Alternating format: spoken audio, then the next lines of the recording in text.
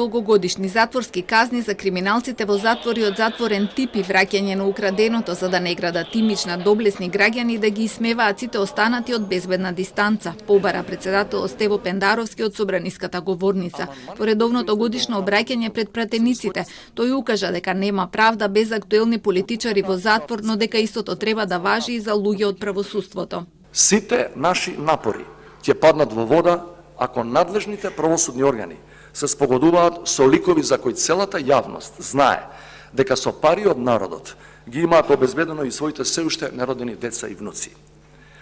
Теза која многумина од нас ја повторуваат со години дека нема правда ако нема актуелни политичари во затвор за корупција, но правда нема да има и се додека се на слобода судиите и обвинителите кои носат скандалозни одлуки за кои веројатно стојат коруптивни мотиви. Поради невладењето на правото и немаштијата, според него белата чума ја десеткува нацијата, а најголемата опасност за националната безбедност станува демографијата. Пендаровски ја истакна својата загриженост за нефункционалноста на институциите во државата, клиентелизмот и партиската лојалност како критериуми за вработување и напредување во кариерата, што не следат веќе 31 година од независноста наваму. Потсети за негрижата за македонскиот јазик, од која рече доаѓа поголема опасност отколку од бугарските напади. Смета дека апсолутно не постои начин од македонец да направиш бугарин, особено не е можно со договор да биде сменето националното чувство на еден цел народ. Затоа побара да се изгласаат уставните измени, иако и самиот вели дека никој не може да даде гаранции дека тоа ќе биде последното барање кон нас во процесот на преговори. Никој никого не треба да притиска, ниту да условува спротивно на својата волја, но при тоа на сите пратеници треба да им се предочи две работи. Прво, дека самата содржина на конкретниот предлог, пишувањето на бугарите и делови од другите народи во Уставот, на ниту еден начин не го руши македонскиот идентитет.